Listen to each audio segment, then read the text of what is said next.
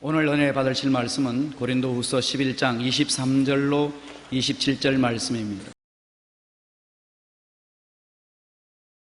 그들이 그리스도의 일꾼이냐 정신없는 말을 하거니와 나는 더욱 그러하도다. 내가 수고를 넘치도록 하고 옥에 갇히기도 더 많이 하고 매도 수없이 맞고 여러 번 죽을 뻔하였으니 유대인들에게 40에서 하나 감한 매를 5번 맞았으며 3번 태장으로 맞고 1번 돌로 맞고 3번 파선하고 1주야를 깊은 바다에서 지냈으며 여러 번 여행하면서 강의 위협과 강도의 위협과 동족의 위협과 이방인의 위협과 신의 위협과 광야의 위협과 바다의 위협과 거짓 형제 중의 위협을 당하고 또 수고하며 애쓰고 여러 번 자지 못하고 줄이며 목마르고 여러 번 굶고 춥고 헐벗었노라. 아멘.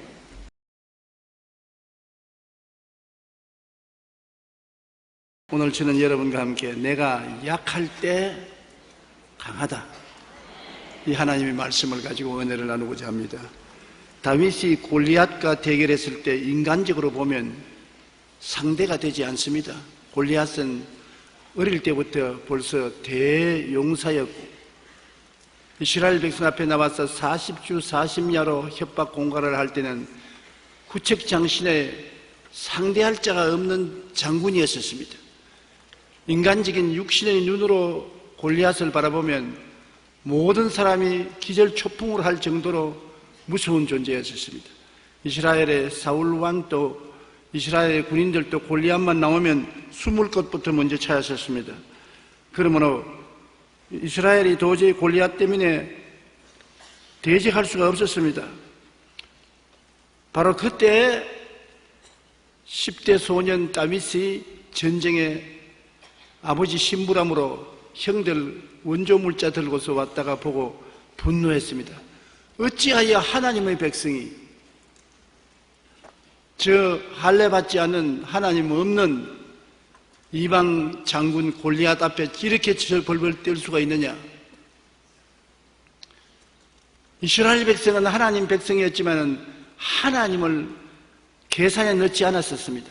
전쟁에 나온 사울왕부터 이스라엘 군인들까지 하나님 없는 인간으로서 골리앗을 대하니까 도저히 상대할 수 없습니다. 그런데 10대 소년인 다윗은 자기 생애 속에 하나님을 계산에 넣었습니다. 자기는 어리고 힘이 없고 무능했지만은 그 전쟁터에도 눈에 안 보이는 하나님이 계시고 그가 하는 모든 일에 하나님을 계산에 넣었습니다. 그래서 자원에서 말하기를 내가 가서 싸우겠습니다. 그래서 사울 왕이 어림도 없는 소리 하지 마라. 저는 어릴 때부터 장군이요. 너는 10대 소년으로서 상대가 안 된다. 아예 못 나간다. 다윗이 말하기를 왜 못 나갑니까? 우리는 하나님의 백성이요 하나님과 언약 맺은 백성인데 무엇 때문에 골리앗을 두려워합니까? 내가 나가겠습니다. 그래서 사울이 다윗에게 자기 투구를 씹어주고 자기의 전투복을 입혀주었으나 몸에 맞지 않습니다. 투구를 쓰니까 눈까지 다 내려가 버리고 옷을 입으니까 군복이 질질 끌립니다. 다 벗어버리고서 그는 내가 내 목자의 도구를 가지고 그냥 나가 싸우겠습니다. 그리고 다윗이 가서 골리앗을 대항해서 말하는 그 말을 보십시오. 너는 창과 칼과 단창으로 나오거니와 나는 내가 모여가는 이스라엘의 하나님 만군의 야훼의 이름으로 나가노라. 무엇이 다릅니까? 골리앗은 인간의 힘을 의지하고 나오나 다윗은 천지와 만물을 지은 하나님의 능력을 의지하고 나갑니다. 다윗은 하나님이 눈에 안 보였습니다. 눈에 안 보이는 하나님과 어떻게 같이 나갑니까? 거기에 믿음이 필요한 것입니다. 다윗은 믿음의 사람이었습니다. 이스라엘 사울이나 이스라엘 군인들은 하나님 백성이었으면서도 믿음이 없었습니다. 눈에 안 보이는 것은 믿지 않았습니다. 다윗은 눈에 안 보이는 하나님을 보이는 것처럼 믿는 믿음을 가지고 있었기 때문에 하나님을 그의 삶 속에 동반자로 의지하고 나가서 골리앗을 때려 눕혀 이겼던 것입니다.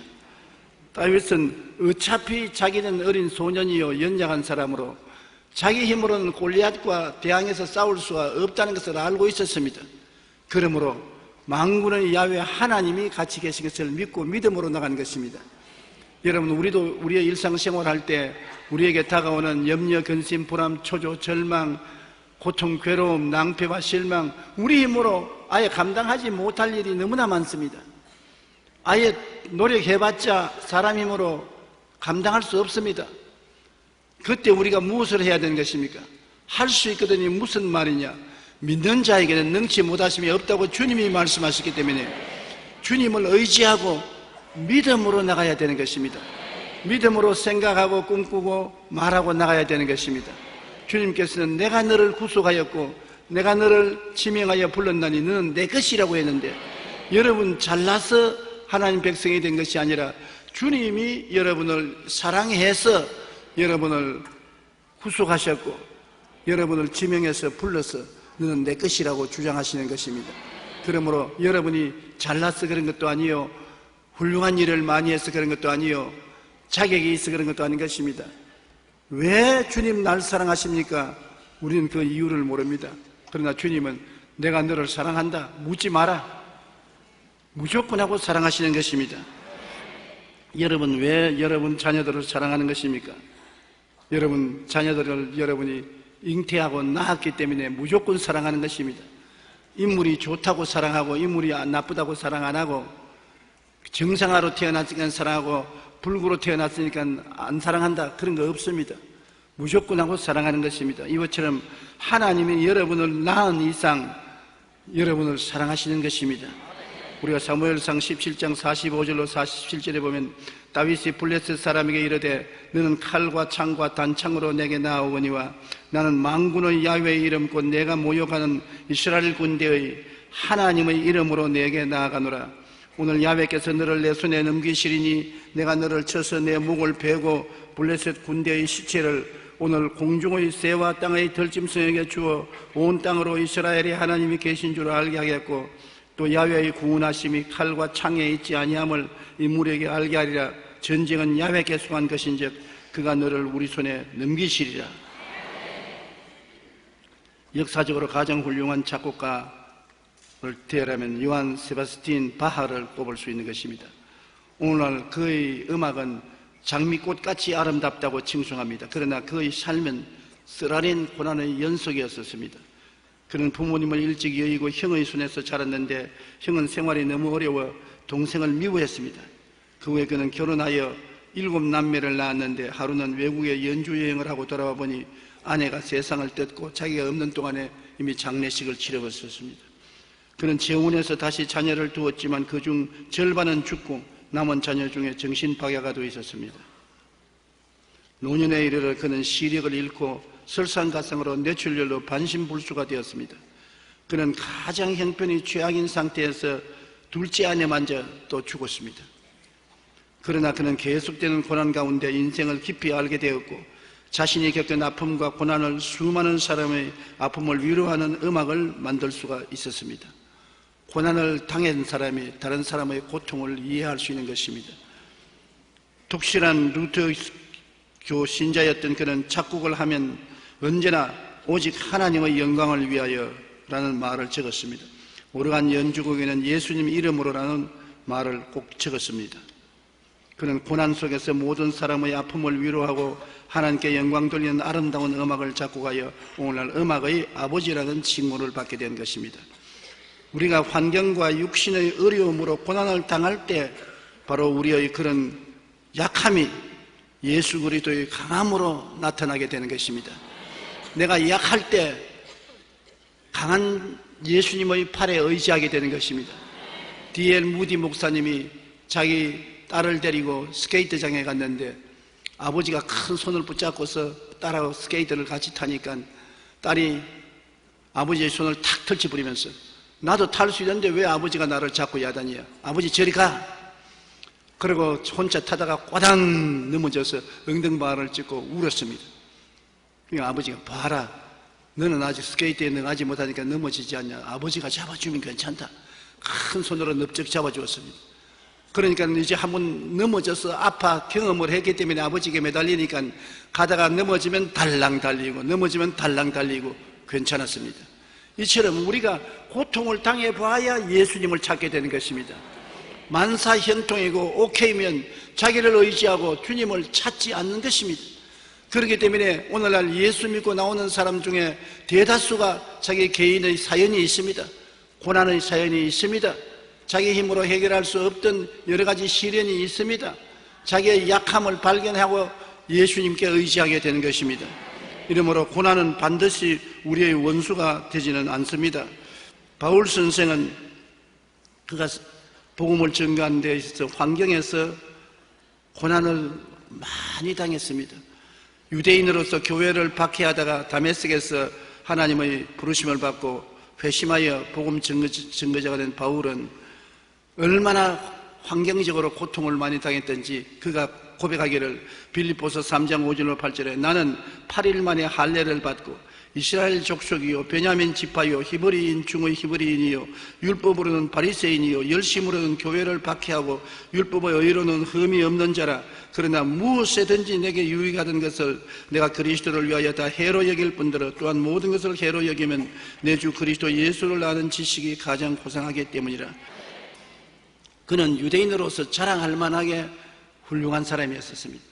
그러나 그가 하나님 앞에 서게 되는 환상을 보았을 때 얼마나 더럽고 추한 죄인인 것을 알게 되고 예수님을 의지하여 보혈로 씻음받고 의롭다함을 선물로 받고 난 다음에 모든 것을 분토와 같이 버리고 예수님을 의지한다고 신앙 고백한 것입니다. 그 바울 선생이 하는 말이 내가 약한 그때에 나는 강하다고 말하는 것입니다.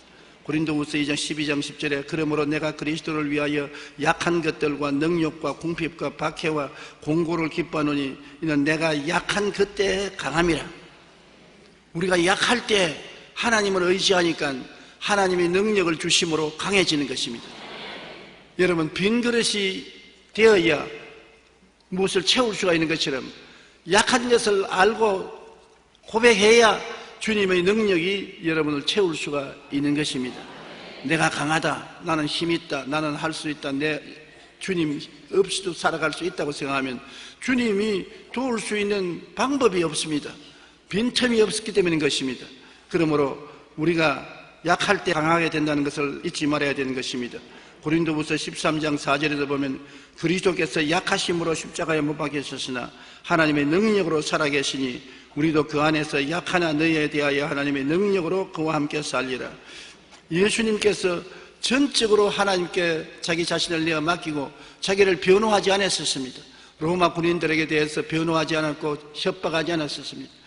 별 도리 없이 군인들에게 잡혀서 빌라도의 뜰에서 사형 선고를 받고 십자가에 못 박여 달렸었을 때 예수님 의지한 것은 하나님밖에 없었습니다. 하나님 내 영혼을 주께 맡기옵니다. 하나님께 맡기니까 하나님이 죽은 예수를 3일 만에 살려주셔서 만왕의 왕 만주의 주로 만들어준 것입니다. 약하니까 하나님이 강하게 만들어주신 것입니다. 예수님이 자기 힘으로 모든 문제를 해결하겠다고 싸웠으면 하나님이 들어올 틈이 없지 않습니까? 여러분에게 다가오는 연약이 반드시 여러분에게 손해나는 것은 아닙니다. 여러분으로 하여금 하나님을 찾게 만들어주는 것입니다. 내가 산을 향하여 눈을 들이라 나의 도움이 어디서 올고 나의 도움이 천지를 지으신 야훼께로다. 내가 태산 같은 힘이 있다고 생각할 때는 하나님을 안 찾지요. 태산 같은 힘이 없다고 생각할 때는 하늘을 지으신 하나님을 찾게 되는 것입니다. 바울은 환경에서 많은 고난을 겪어서 그가 고집이 깨어지고 하나님을 의지했기 때문에 사도 중에 사도가 되고 이 성경을 기록한 위대한 저자들이 된 것입니다.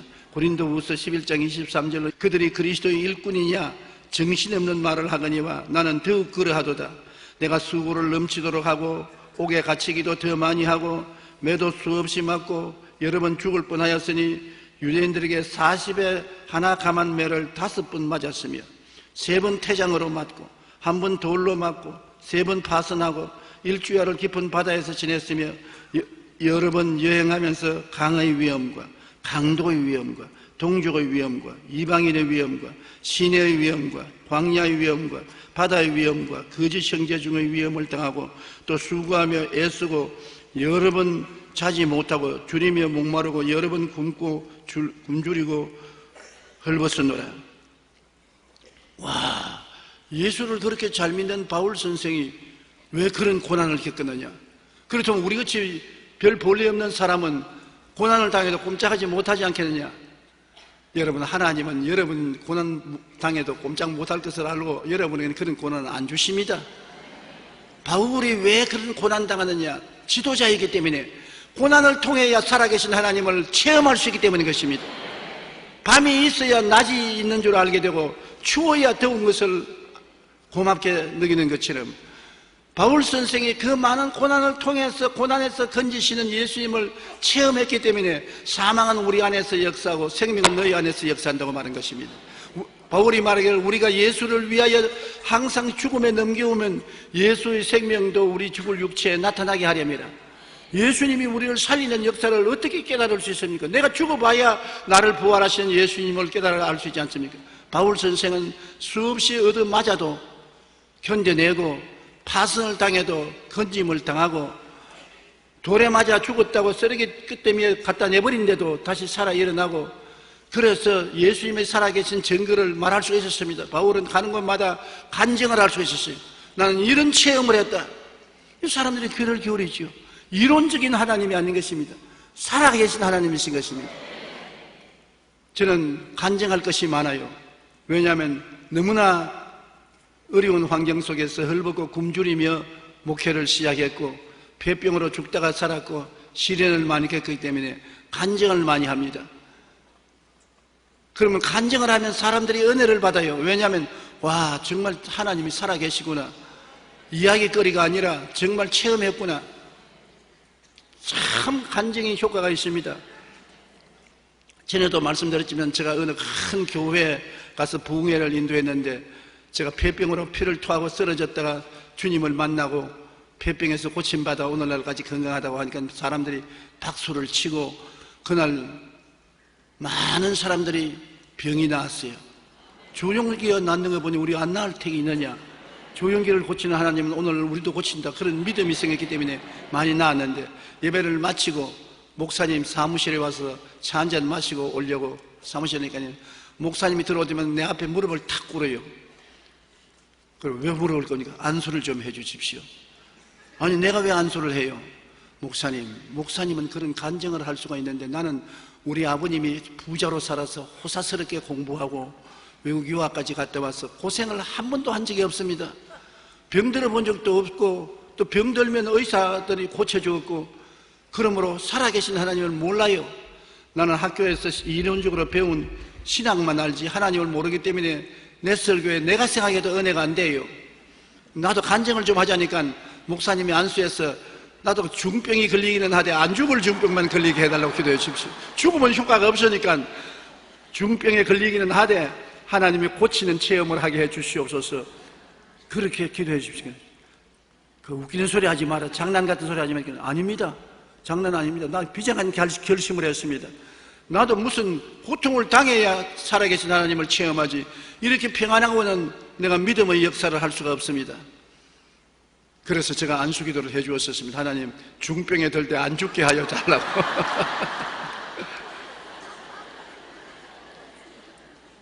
바울이 환경적인 고난을 당한 것은 고난에 처한 사람들을 위로하기 위해서 먼저 체험을 해야 했던 것입니다. 그러므로 바울 같은 위대한 지도자가 고난을 당해서 체험해서 여러분께 가르치는 것이요, 우리 모든 사람에게 고난을 주님 주시는 것은 아닌 것입니다. 우리 다른 사람들은 믿음을 얻어서 고난에서 해방되기를 원하시는 것입니다. 바울 선생은 환경에서 고난만 당한 것이 아니라 육체적인 고난도 깊이 당했었습니다. 바울은 하나님의 계시를 엄청나게 받았어요. 그가 셋째 하늘로 올라가서 말로 다 할 수 없는 말을 들었습니다. 그때 그가 간증하기를 내가 몸으로 올라갔는지 몸에서 빠져나왔는지 알 수가 없다. 너무나 뚜렷하게 셋째 하늘에 올라갔으니까 이대로 올라갔는지 몸에서 빠져나왔는지 내가 알 수 없으나 셋째 하늘에 올라가서 말로 다 할 수 없는 말을 들었다. 바울만큼 하나님의 계시를 많이 받고 진리에 대한 이해를 뚜렷이 한 사람이 역사상 없었습니다.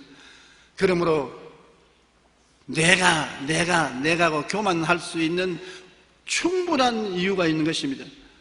뭐 너희들 잔소리하냐? 나만 지금 경험해봤냐? 그렇게 말할 수 있습니다. 그러나 하나님은 바울을 교만하게 하지 않기 위해서 육체의 가시 곧 사탄의 사자를 주어서 몸이 몹시 고통스럽게 했었습니다. 바울이 아무리 기도해도 병이 안 낫는데 우리가 낫겠느냐? 그렇지 않습니다. 바울은 하나님께 그만찬 계시를 받았기 때문에 겸손하게 만들기 위해서 하나님이 사탄을 보내어서 고통을 당하게 했는데, 여러분 그런 계시를 받았습니까? 받지 못했기 때문에 여기 와서 내 설교 듣고 있지. 그런 계시 받았으면 여러분 돌아다니면서 간증하고 있지, 여기 와서 설교 듣지 않을 것입니다. 여러분하고는 해당이 안 되는 것이지만 바울 선생은 계시를 많이 받았기 때문에 하나님의 고난을 받게 된 것입니다. 고린도후서 12장 7절로 10절에 여러 계시를 받은 것이 지극히 크므로 너무 자만하지 않게 하시려고 내 육체에 가시 곧 사탄의 사자를 주었으니 이는 나를 쳐서 너무 자만하지 않게 하려 하심이라. 이것이 내게서 떠나기 위하여 내가 3번 주께 간구하였더니 나에게 이르시기를 내 은혜가 내게 족하도다. 이는 내 능력이 약한 데서 온전하여짐이라 하신지라. 그러므로 도리어 크게 기뻐함으로 나의 여러 약한 것들에 대하여 자랑하리니 이는 그리스도의 능력이 내게 머물게 하리 함이라. 그러므로 내가 그리스도를 위하여 약한 것들과 능력과 궁핍과 박해와 공고를 기뻐하노니 이는 내가 약한 그때에 강함이라. 바울이 병 고쳐달라고 3번이나 간절히 기도했습니다. 그러나 하나님이 노하셨습니다. 네가 약해야 내가 너에게 머물러 있으며 내게 의지함으로 강해진다. 여러분도 이거 레마를 받기 전에는 병 낫기 위해서 기도해야 되는 것입니다. 여러분 정말 기도하다가 하나님이 너는 안 낫는 것이 좋다, 안 나아야 겸손해진다, 그렇게 말씀을 들었으면 그 이상 기도하지 마십시오. 그 이후에는 다 낫는 것이 하나님의 뜻인 것입니다. 성경에 우리 연약한 것을 친히 담당하시고 병을 짊어지고 가신 주님이신 것입니다.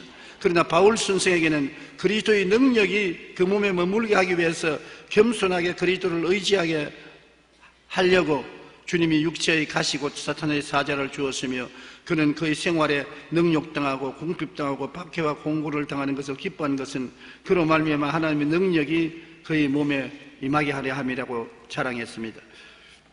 우리 한국의 이상근 박사님은 우리 한국 역사가 낳은 가장 위대한 성경 해석자인 것입니다. 성경 주석에 일가견을 가진 어른이십니다. 이상근 목사님은 목회자로서 신학자로서 한국교회에 큰 영향력을 미친 분입니다. 특별히 그는 성서 주석으로 이름을 남기셨는데 그가 성경 연구에 몰두하게 된 것은 16살 때 발에 병이 난 것 때문인 것입니다. 그는 발에 원인 모를 병이 생겨 그의 어머니가 40일 작정 기도를 했습니다. 그러나 병은 더 짙어만 지고 그 병으로 말미암아 학교를 갈 수가 없었습니다. 학교도 못 가고 집에서 성경을 읽고 외우는 일을 시작했습니다. 게다가 어머니가 병 낫게 하려고 한약을 붙이는데 이것이 역효과가 나서 완전히 병이 드나서 다리를 못 쓰게 된 것입니다. 몇 년을 걷지 못하고 집에만 있게 되면서 그는 성경을 돌돌 외우다시피 창세기부터 계시록까지 읽고 연구하고 공부했습니다. 그는 60년 동안 발 때문에 큰 고통을 당했습니다. 그런데 1993년 은퇴하면서 외과 의사의 권유로 수술을 받게 되는데 보니 발 뒤꿈치에서 1.5cm짜리 철사가 나왔습니다. 어린아이 때 밭으로 맨발 보고 뛰어놀다가 모르는 사이에 철사가 발에 박혀 들어갔어요. 이게 원인이 돼서 60년 동안 절름발이가 되었었어요. 어렸을 때 맨발로 다니다가 철사에 찔린 것이 발 속으로 들어가 평생의 가시가 된 것입니다. 그는 수술을 받은 후에 철사를 들고 이렇게 말했습니다. 이 철사가 나의 가시가 되어 60년 동안 나를 찔렀지만 그로 인하여 나를 성경이 하나님 말씀인 것을 알고 성서학자가 되게 했으니 하나님 은혜에 감사합니다. 그 안 찔렸으면 한국에 이름난 성서학자가 안 되었을 것인데 찔린 덕분에 집에 들어앉아서 성경만 공부해서 훗날에 한국이 낳은 세계적인 성경학자가 될 수 있었다는 것입니다. 여러분의 육체의 가시는 무엇입니까? 지금 그 가시로 인해 우리는 아프고 짜증나며 고통스럽습니다. 그러나 그로 인해 기도할 때 우리는 주님 곁에 가까이 가고 나중에 가시가 오히려 고마운 존재가 될 때가 있습니다. 로마서 8장 28절에 우리가 알거니와 하나님을 사랑하는 자 곧 그 뜻대로 부르심을 입은 자들에게는 모든 것이 합력하여 선을 이룬다고 말씀한 것입니다. 우리는 고난이 다가오는 이유를 바울 선생의 체험을 통해서 더 자세히 알 수가 있는 것입니다. 고린도후서 12장 7절에 여러 계시를 받은 것이 지극히 크므로 너무 자만하지 않게 하렸고 내 육체의 가시 곧 사탄의 사자를 주었으니 이는 나를 쳐서 너무 자만하지 않게 하려 함이라. 교만이라는 것이 우리에게 가장 큰 원수인 것입니다. 아담과 하와가 타락한 것도 교만 때문인 것입니다. 하나님처럼 되려고 사탄의 꾀를 넘어가서 선악과를 따먹은 것입니다. 인간 타락의 근본적인 죄는 탐욕과 교만인 것입니다. 교만하면 인간은 버림당하는 것입니다. 그러나 사람은 쉽게 교만하여 자기를 의지하고 하나님을 저버릴 때가 많습니다. 그렇기 때문에 하나님이 자만하지 않도록 하기 위해서 육체의 가시 곧 사탄의 사자를 허락해서 치게 할 때가 있는 것입니다. 하나님이 교만한 자를 물리치시고 겸손한 자에게 은혜를 주신다고 말씀했고 교만은 패망의 선봉이요 교만한 마음은 넘어짐의 앞잡이라고 말한 것입니다. 그러므로 우리가 사탄의 사자 곧 육체의 가시가 생기면 혹시 내가 교만하지 않았는가 교만죄를 회개해야 되는 것입니다. 그리고 연약해지면 자기의 연약을 확인한 후에 하나님께 의지하고 하나님을 자랑하게 되는 것입니다. 레오나르도 다빈치는 유명한 화가입니다.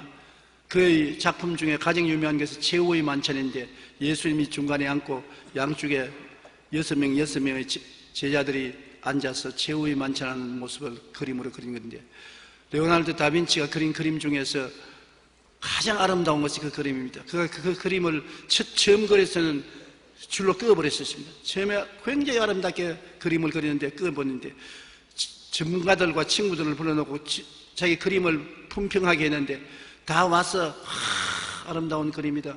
너무나 좋은 그림이다. 예수님이 손에 들고 있는 은잔이 어떻게 그렇게 빛나고 아름다우냐? 섬세하고 아름답게 말로 다 할 수 없다.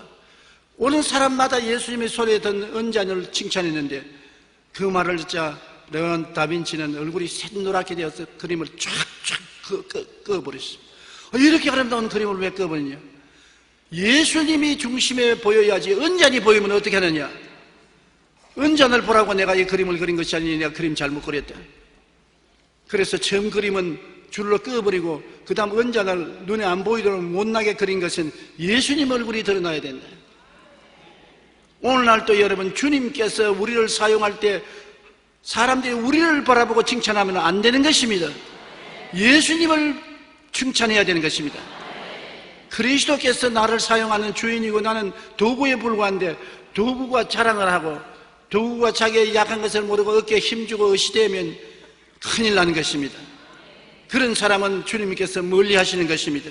우리는 항상 자기의 연약함을 알고 하나님을 찬양하고 칭찬해야 되는 것입니다. 에레미야 9장 23절로 24절에 야훼께서 이와 같이 말씀하시되 지혜로운 자는 그의 지혜를 자랑하지 말라.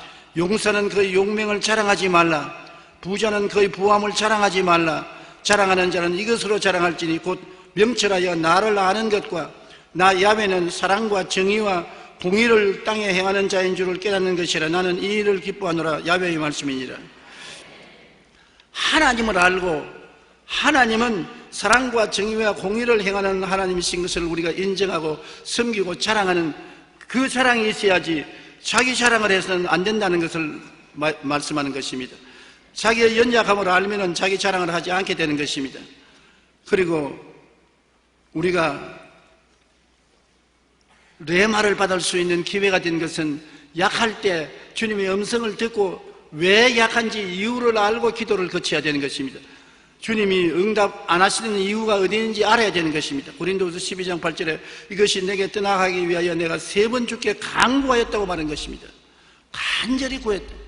그러니까 주님이 응답을 하시는데 분명한 레마로 대답을 해 주셨습니다. 왜 병을 고쳐주지 않는지 대답을 하셨습니다. 나는 네가 고통을 상쇄할 만한 족한 은혜를 주었다.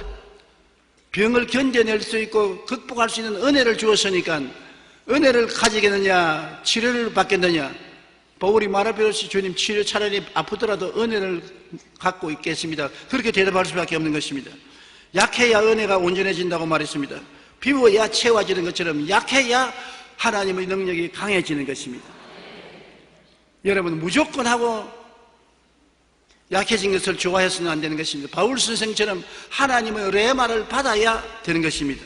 성경에는 회개하라 천국이 가까워왔다 했고 심령이 가난한 자는 복이 있다고 말했고 나의 하나님이 그리스도 예수 안에서 영광 가운데 풍성한 대로 너희 모든 설 것을 채우는 것은 비워야 채우신다고 말씀하신 것입니다.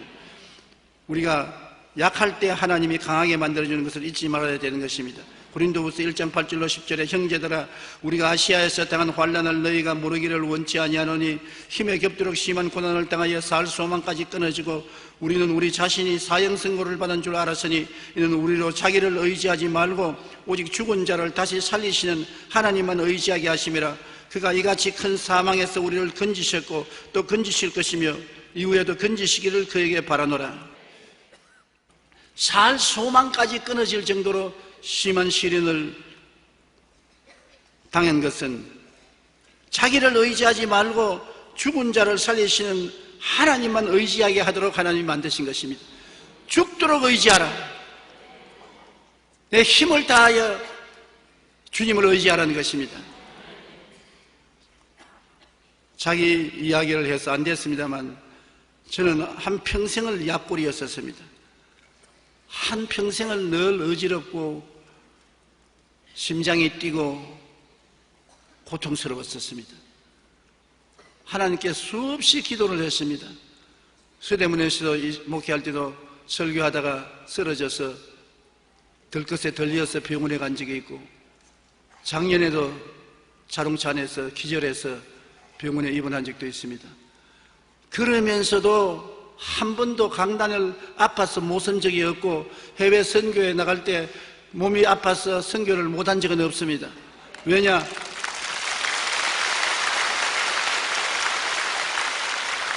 그럴수록 하나님께 더 의지하기 때문인 것입니다. 하나님을 떠나서는 살 수가 없으니까요. 하나님께 죽도록 매달리는 것입니다. 건강한 자식들은 부모 슬라를 쉽게 떠나지만은 몸이 약하고 병든 불구의 자식은 아버지 어머니 옷자락을 잡고 매달리는 것입니다. 떠나면 못 사니까. 그러니까 어디 가도 아버지 어머니를 따라다니면서 혹시 버리고 갈까 두려워하고 곁에 있는 것입니다. 오늘날 나이 먹은 영감들이 집에서 부인을 의지하는, 내가 글을 읽어보았는데 부인들 71%가 남편이 너무 오래 살까 싶어서 걱정이라고. 옛날에는 남편들이 50세를 넘어서 60세면 거의 다 죽어졌는데 지금은 90세까지 100세 시대에 대해서 70에서 90세까지 사니까 한 20년 동안 부인 곁에 있어요. 출근 안 하고 집에서 있으니 30세 때 밥 지어줘야 되고 또 심심하다니까 놀아줘야 되고 돌보아줘야 되고, 가장 힘든 것은 친구 집에 놀러 간다고 가방 들고 나가면 옷 입고 따라 나선다는 것입니다. 갈 데가 없으니까 따라 나선다는 거예요. 이게 너무 귀찮다고. 오늘날 그러므로 남편들 여러분 스스로 독립해서 못 살만하거든 빨리 죽어줘야 돼요. 왜? 자기가 약하니까 자꾸 매달리거든요. 젊을 때부터 부인에게 잘 해놓으면 나이 늙으면 부인이 불쌍히 늙어서 돌봐줄 것인데 젊을 때 큰 소리 하고 어떤 사람은 주먹찌끔도 하고 그러고 난 늙어서 따라다니면 좋아할 택이 있나요? 오늘 내 말 듣고 지금부터 정신 차리고 마누라에게 잘 하십시오. 점수를 따놔야 되는 것입니다. 약해야 매달리는 것처럼 하나님께서는 우리를 하나님께 매달리게 하기 위해서 우리를 약하게 만드시는 것입니다.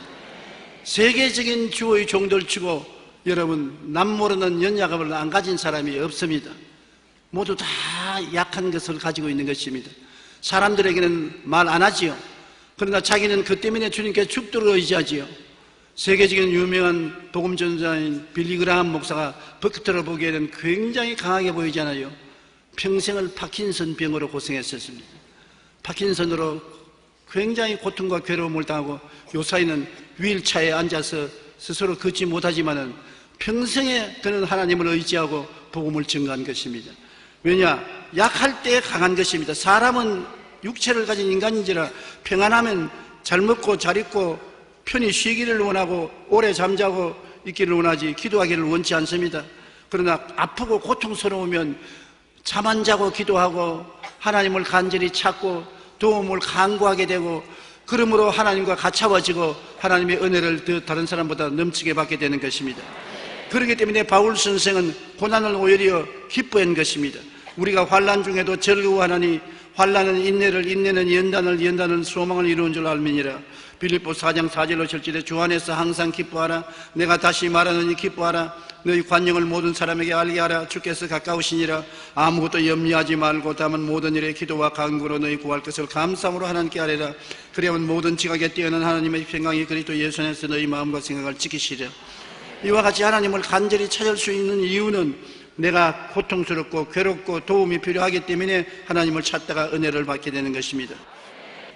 약하면 교만해지지 않고 겸손해지고 주님을 의지하게 되는 것입니다. 내가 부득불 자랑할 것이니 내가 약한 것을 자랑한다고 바울 선생이 말한 것입니다. 고린도전서 15장 9절로 10절에 나는 사도 중에 가장 작은 자라. 나는 하나님의 교회를 박해하였으므로 사도라 칭함받기를 감당치 못하니라. 그러나 내가 나된 것은 하나님의 은혜로 된 것이니 내게 주신 그 은혜가 헛되지 아니하여 내가 모든 사도보다 더 많이 수고하였으나 내가 한 것이 아니요 오직 나와 함께 하신 하나님의 은혜로다. 우리 예수 믿는 사람이 하늘나라 위해서 무엇을 이루었다면 자기가 한 것이 아니라 하나님의 은혜가 그렇게 한 것입니다. 그 하나님의 은혜가 머물기 위해서는 그 사람이 배워야 되고 약한 그릇이 되어야 은혜로 채워할 수가 있는 것입니다. 그러므로 여러분께서 하나님의 사업을 크게 한 사람을 보고 야, 저 사람 위대한 사람이구나 그렇게 생각하지 마십시오. 그 사람은 하나님의 은혜를 그만큼 받아서 하나님의 은혜가 그 기적을 행하신 것인데 그 은혜를 받기 위해서는 그만한 고통을 겪었으며 빈그릇이 되었다는 것을 알아야 되는 것입니다. 쉽게 되지 않습니다. 하나님의 나라는 고통을 당해서 빈그릇이 되어야 역사하는 은혜가 채워지는 것입니다. 고난은 괴로워하지만은 우리에게 하나님의 능력이 머물게 해주는 것입니다. 고난이 지속적으로 있어야 지속적으로 하나님을 붙잡고 매달리기 때문인 것입니다. 빌립보서 4장 11절로 13절에 내가 궁핍함으로 말하는 것이 아니라 어떠한 형편이든지 나는 자족하기를 배웠노니 나는 비천에 처할 줄도 알고 풍부에 처할 줄도 알아. 모든 일 곧 배부름과 배고픔과 풍부와 궁핍에도 처할 줄 아는 일체의 비결을 배웠노라. 내게 능력 주신 자 안에서 내가 모든 것을 할 수 있느니라. 하나님의 은혜가 오면은 다 극복할 수 있다는 것입니다. 슬픔을 안 당하는 게 아니라 당해요. 그래도 슬픔을 극복하고 고난이 안 오는 것이 아니라 와요. 그것도 극복하고 병이 안 되는 것이 아니라 와요. 그것도 그걸 극복하고 배고픔이 없는 것이 아니라 와도 그것을 극복하는 것은 그것을 이길 수 있는 하나님의 은혜가 다가온다는 것입니다. 이스라엘 백성이 광야를 지날 때 광야만 지났었으면 다 굶어 죽었어요. 광야를 안 지날 수 없지만 광야를 극복할 수 있기 위해서 낮에는 구름기둥 밤에는 불기둥이 와서 시원하고 뜨뜻하게 만들어 주었으며 배가 고플 때 만나가 하늘에서 임해서 그를 극복하게 해주었으며 영양실조가 될 때는 메추라기가 와서 먹고 단백질을 구하게 만들어 준 것입니다. 하나님의 은혜가 와서 도와준 것입니다. 자기들 힘으로 농사지어서 해결한 것이 아닙니다. 여러분, 우리에게 광야가 안 다가오는 것이 아니라 광야가 다가오는 것입니다. 광야는 여러분을 약하게 만드는 것입니다. 여러분 힘으로 광야를 지나고 시험과 환난을 이길 수가 없지만은 하나님을 찾으면은 은혜가 와서 해결하여 주시는 것입니다. 은혜가 가난을 이기게 해주시고 은혜가 분노를 사기게 해주시고 은혜가 병을 이기게 해주시고 은혜가 시련을 극복하게 해주시고 은혜가 만사형통하게 만들어 주시는 것입니다. 이것이 예수 안에서 안 믿는 사람과 믿는 사람이 다른 것입니다. 그러므로 환난이나 공고나 적신이나 위험이나 기근이냐 죽음이냐 칼이랴 이 모든 일에 우리를 사랑하시는 이를 말미암아 우리가 넉넉히 이기나니라. 우리는 안 당하는 것이 아니라 당해도 이기는 것이 우리들인 것입니다. 어디에서 이기느냐? 하나님을 찾음으로 하나님의 은혜가 와서 이기게 만들어주는 것입니다. 우리가 현재 고난은 장차 우리에게 나타날 영광과 즉히 비교할 수 없다고 말한 것입니다. 로마서 8장 35절로 39절의 말씀 보세요. 누가 우리를 그리스도의 사랑에서 끊으리요? 환난이나 공고나 박해나 기근이나 적신이나 위험이나 칼이랴. 기록된 바 우리가 종일 주를 위하여 죽임을 당게 되며 도살할 양같이 영임을 받았나 하나함과 같으니라. 그러나 이 모든 일에 우리를 사랑하시는 이런 말미암아 우리가 넉넉히 이기느니라. 한번 따라 말씀했어요. 내가 확신하노니 사망이나 생명이나 천사들이나 권세자들이나 현재일이나 장래일이나 능력이나 높음이나 깊음이나 다른 어떤 피조물이라도 우리를 우리 주 예수 그리스도 안에 있는 하나님의 사랑에서 끊을 수 없으리라. 그렇게 끈끈한 사랑으로 하나님이 우리를 붙잡고 있기 때문에 하나님을 찾으면 은혜를 주시는 것입니다. 성령으로 말미암아 우리에게 믿음, 소망, 사랑, 의, 평강, 희락, 이 은혜를 주셔서 은혜가 모든 것을 극복할 수 있는 힘을 여러분에게 허락해 주시는 것입니다. 그 은혜가 우리와 같이 계심으로 우리가 물을 통할 때 주님이 같이 계시고, 강을 건널 때 물에 침몰되지 않게 하시고, 불을 지날 때 타지 않게 하시고, 불꽃이 여러분을 소멸하지 못하게 만들어 주시는 것입니다. 하나님을 여러분은 사랑하시고 여러분의 소유를 삼아서 기뻐하시고 즐거워하시는 것입니다. 우리가 은혜 받는 것이 그렇게 중요하다는 것을 알아야 되는 것입니다. 골다 메이어 총리를 여러분 기억하실는지 모르겠습니다. 1967년 이스라엘 총리로서 연립 내각을 이끌어 이스라엘을 부강케 하는 여자 총리입니다. 마이어 총리 인물이 잘났냐요 못났냐요? 세계에서 가장 못난 여자 중에 한 사람이 이 골다 메이어 총리입니다. 자기가 그렇게 말했습니다. 자기는 정말 얼굴이 너무 못생긴 것을 부끄러워해서 사람들에게 나타나지 아니하고 뭘 했냐니까 혼자 피해서 처녀 시절에 할 일 없어서 열심히 공부만 했다는 것입니다. 많이 공부를 하고 많이 하나님을 찾고 기도하게 된 것은 자기가 잘났으면 시집가고 행복하게 살았을 것이냐, 못났기 때문에 그랬으니 지나고 보니 감사하다. 저는 제 얼굴이 못생긴 것을 참으로 다행스럽게 생각합니다. 제가 너무나 못났기 때문에 더욱 열심히 기도했고 정말 최선을 다해 공부했습니다. 나의 이러한 연약함은 저 자신에게 뿐만 아니라 나라에도 큰 도움을 주었습니다.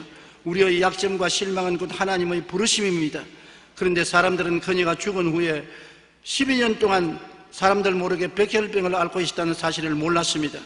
그녀는 자신의 육신의 약함으로 인하여 더욱 기도하며 국가를 위하여 큰일을 해낼 수 있었던 것입니다. 육신의 약함은 그리스도의 능력 안에 머물게 하여 약한 그때 강하고 은혜가 넘치게 만들어주는 것입니다. 그러므로 못나서도 걱정하지 마십시오. 못난 것을 극복할 만큼 은혜를 주시는 것입니다. 잘났다고 자랑하면 그만큼 은혜가 마이너스 되고 마는 것입니다.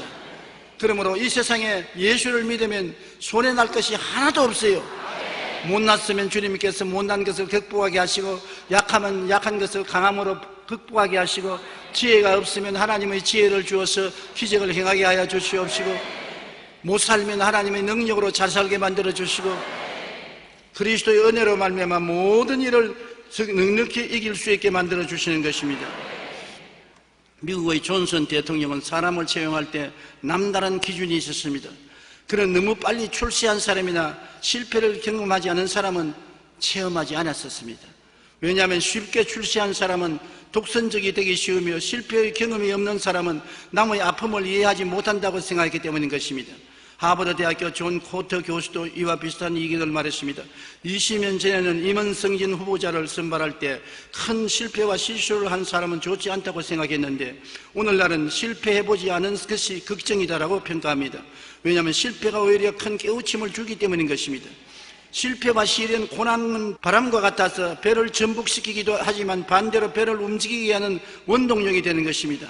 인생의 가시는 이와 같아서 가시로 인해 통증을 느끼지만 그것으로 인해 우리의 잠든 영혼이 눈을 뜨기도 합니다. 그러므로 고난은 하나님이 가르쳐주는 학교라고 할 수 있습니다. 시편 119편 71절에 고난당한 것이 내게 유익이라 그렇게 말했었습니다. 여러분, 바람이 심히 불면 배가 전복될 수도 있지만 바람 따라 더 빨리 달려갈 수도 있는 것입니다. 육체의 가시가 있어서 완전히 고통스럽고 괴롭지만은 그 때문에 더 많이 공부하고 더 많이 기도하고 더 많이 하나님께 의지하여 하나님의 은혜를 더 크게 받아 큰 일을 할 수도 있는 것입니다. 그렇기 때문에 반대급부로 우리가 세상에 고난당한다고 낙심하지 말아야 될 것은 하나님의 도우심이 있기 때문인 것입니다. 존슨 대통령 말이 옳습니다. 너무 젊어서 성공한 사람 쓰면 큰 낭패납니다. 좀 실패도 많이 하고 서름도 많이 겪고 고통 많이 당한 사람을 고용하면 조심하고 남을 이해하고 동정하고 사랑할 수 있는 것을 알기 때문인 것입니다. 너무 빨리 출세해도 안 되는 것입니다. 충분히 경험을 쌓고 출세하는 것을 우리가 좋은 것으로 알아야 되는 것입니다. 타락한 인간은 하나님 앞에 가까이 갈수록 육의 장막은 약화시키고 벗어야 하는 것입니다. 육신이 약해져야 하나님이 강해지는 것입니다. 그러므로 약화시켜야 육신의 장막집을 벗어야 하나님의 영광이 입혀지는 것입니다. 깊은 은혜의 삶에는 많은 고난이 함께 따릅니다. 그러나 그때 고난만 바라보지 말고 우리를 품어주시는 주님을 바라보고 의지해야 하는 것입니다.